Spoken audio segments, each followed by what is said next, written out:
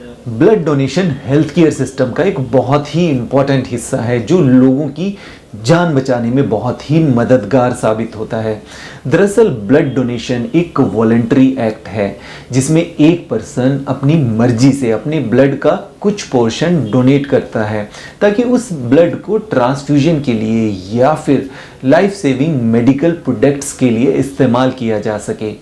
एक blood donor का ये छोटा सा सेल्फलेस एक्ट बहुत सारे ज़रूरतमंद लोगों की हेल्थ की और उनकी वेलबींग की ओर कंट्रीब्यूट करता है। दरअसल कई सारी मेडिकल कंडीशंस ऐसी होती है जिनमें एक पेशेंट्स की बॉडी में ब्लड की कमी को पूरा करने के लिए अलग से ब्लड चढ़ाया जाता है, जैसे कि सर्जरीज में, कैंसर ट्रीटमेंट्स में, ऑर्गन ट्रांसप्लांट की सिचुएशन में, या फिर अगर किसी को ट्रॉमेटिक इंजरीज हो गई है तो एक्सेसिव ब्लड लॉस की वजह से उन्हें एडिशनल ब्लड की ज़रूरत होती है। ऐसे में जो डोनेटेड ब्लड होता है वो एक प्रेशियस रिसोर्स की तरह इन पेशेंट्स की लाइफ सेव करने के लिए बहुत ही ज़रूरी होता है।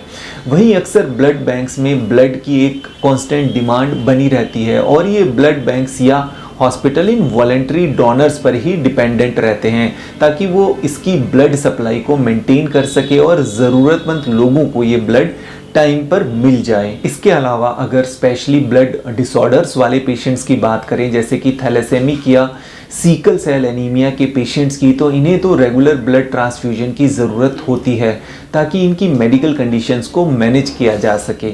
इसके अलावा इमरजेंसीज़ का किसी को भी अंदाज़ा नहीं हो सकता और किसी भी तरह के नेचुरल डिज़ास्टर्स या एक्सीडेंट की स्थिति में ब्लड की डिमांड काफ़ी बढ़ जाती है और टाइमली ब्लड की अवेलेबिलिटी किसी के लिए matter of life and death हो सकती है। इसलिए रेगुलर ब्लड डोनेशंस इस तरह की हेल्थ इमरजेंसीज की प्रिपेयर्डनेस को स्ट्रॉन्ग बनाती है और हमारा हेल्थ केयर सिस्टम किसी भी क्राइसिस में रिस्पॉन्ड करने के लिए तैयार रहता है। इन सभी के साथ साथ ब्लड डोनेशंस मेडिकल रिसर्च और डेवलपमेंट में भी योगदान देते हैं, क्योंकि ये डोनेटेड ब्लड कई सारी साइंटिफिक स्टडीज़ के लिए, नए ट्रीटमेंट्स की डेवलपमेंट के लिए यूज़ किया जाता है, जिससे कि इनोवेटिव थेरेपीज और ट्रीटमेंट को लाया जा सके। ब्लड डोनेशन की ड्राइव्स एक कम्युनिटी इंगेजमेंट को बढ़ावा देती है जो ये बताती है कि कैसे एक इंडिविजुअल अपने छोटे छोटे एफर्ट्स से एक पूरी कम्युनिटी के हेल्थ के लिए, उनकी लाइफ के लिए बड़े एफर्ट्स कर सकता है। जनरली वो सभी इंडिविजुअल जो मिनिस्ट्री ऑफ हेल्थ की गाइडलाइंस और डोनर्स की एलिजिबिलिटी क्राइटेरिया को फुलफिल करते हैं वो ब्लड डोनेट कर सकते हैं। इनमें जो कॉमन रिक्वायरमेंट है उसकी अगर बात करें तो सबसे पहले ज़रूरी है डोनर की एज, यानी 18 से लेके 65 ईयर्स तक के लोग ब्लड डोनेशन के लिए एलिजिबल होते हैं। 18 साल से कम उम्र के लोग या फिर 65 साल से बड़े जो सीनियर सिटीजन है वो ब्लड डोनेट नहीं कर सकते। डोनर का वेट जो कि 50 केजी के आसपास होना चाहिए, जो डोनर्स की सेफ्टी डोनेशन के दौरान और उसके बाद इंश्योर की जा सके। डोनर्स की पल्स रेट की बात करें तो बिना किसी इरेगुलरिटी के 50 से 100 के बीच में होना चाहिए और हीमोग्लोबिन लेवल 12.5 होना ही चाहिए। इसके अलावा बीपी और बॉडी टेम्परेचर नॉर्मल रेंज में हो और ब्लड डोनर्स की हेल्थ डोनेशन के समय अच्छी होनी चाहिए, जैसे कि उन्हें किसी भी तरह का इन्फेक्शन या इलनेस, कोई बीमारी या फिर कोई क्रॉनिक कंडीशन ना हो। वहीं अगर इन एलिजिबिलिटी की कुछ और कंडीशन देखें तो वो लोग जो HIV पॉजिटिव हैं या फिर जिन्हें हार्ट प्रॉब्लम हो, डायबिटीज़ हो, टीबी या कोई और अन्य गंभीर बीमारी हो, वो लोग डोनेट नहीं कर सकते। इसके अलावा जिन्होंने डोनेशन के पहले 24 आवर्स में अल्कोहल लिया हो वो भी डोनेट नहीं कर सकते, या फिर अगर किसी ने डोनेशन से 6 मंथ पहले तक में कोई टैटू बनवाया हो या फिर रेबीज़ या हेपेटाइटिस बी की वैक्सीन लगवाई हो तो वो भी डोनेट नहीं कर सकते। हालांकि इन एलिजिबिलिटी क्राइटेरियाज में लोकल रेगुलेशन और ब्लड डोनेशन सेंटर्स के अनुसार एडिशनल रिक्वायरमेंट्स भी हो सकते हैं, इसलिए डोनेशन से पहले नियरेस्ट ब्लड डोनेशन सेंटर्स को ज़रूर संपर्क करें। वैसे तो ब्लड डोनेशन के पहले सभी तरह की हेल्थ कंडीशन की हिस्ट्री ज़रूर ली जाती है। ज़रूरत पड़ने पर जांच करके डोनर की हेल्थ को भी इंश्योर किया जाता है, जिसकी वजह से डोनर्स पर असर ना के बराबर होता है।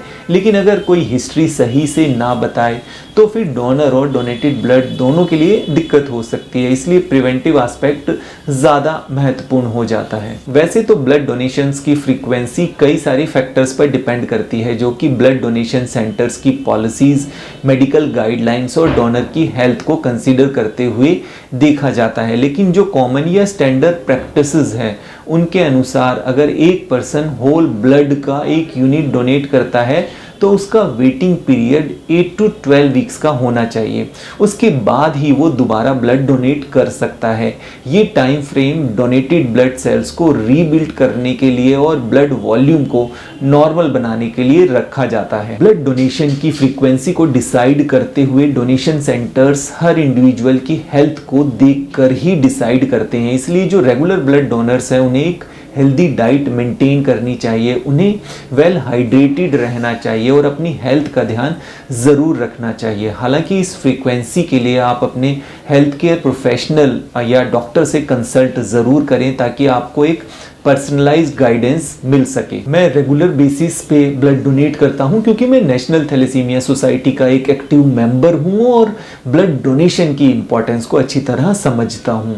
ब्लड डोनेशन बहुत से लोगों की जान बचाने में मदद करता है। स्पेशली थैलेसेमिक बच्चों को तो लाइफ टाइम ब्लड की ज़रूरत होती है। ब्लड डिसऑर्डर की वजह से समय समय पर उनकी पूरी बॉडी का ब्लड चेंज किया जाता है, जिसके लिए बहुत सारे ब्लड की नीड होती है। इसलिए हर एक ब्लड डोनेशन में लाइफ सेव करने की पावर है। इस बारे में हम time to time community initiatives के ज़रिए इससे रिलेटेड अवेयरनेस भी रेज करते हैं। और यूथ को तो मैं बताना चाहूँगा कि वो इस बात को समझें कि पेशेंट्स को, उनकी फैमिलीज़ को ब्लड शॉर्टेज की वजह से काफ़ी दिक्कतें आ सकती है। इसलिए ब्लड डोनर बनना अपने आप में एक बहुत बड़ा अचीवमेंट है, एक बहुत अच्छी सेवा है जिससे आप किसी को जीवन दान दे सकते हैं, उनकी फैमिलीज़ की लाइफ में खुशियाँ भर सकते हैं। इस लाइफ सेविंग रिसोर्स की शॉर्टेज ना हो, इसको इंश्योर कर सकते हैं और एक हेल्दी सोसाइटी बनाने में हेल्प कर सकते हैं। अगर आप ब्लड डोनेट करना चाहते हैं तो सबसे पहले ये इंश्योर करें कि आप उसके लिए एलिजिबल हैं या नहीं। इसके लिए आप ब्लड डोनेशन सेंटर्स पर एक्सपर्ट से मिल सकते हैं। आप अपनी प्रेजेंट हेल्थ कंडीशन को उनसे ज़रूर शेयर करें। किसी तरह की कोई हेल्थ हिस्ट्री है या फैमिली हिस्ट्री है तो वो भी बताएं और एक्सपर्ट के एडवाइस के बाद ही डोनेट करें। डोनेशन से पहले और बाद में खुद को हाइड्रेटेड रखें। डोनेशन से पहले न्यूट्रिशियस मील लें ताकि आपका ब्लड शुगर लेवल्स मेंटेन रहे।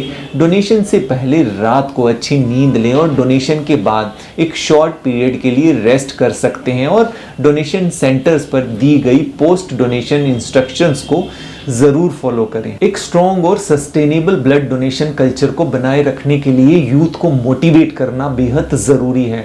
इसके लिए ब्लड डोनेशन की इम्पोर्टेंस को, इसके बारे में लोगों को अवेयर करना बेहद ज़रूरी है, जो कि एजुकेशनल कैंपेन, सोशल मीडिया या कम्युनिटी इवेंट्स के ज़रिए किया जा सकता है।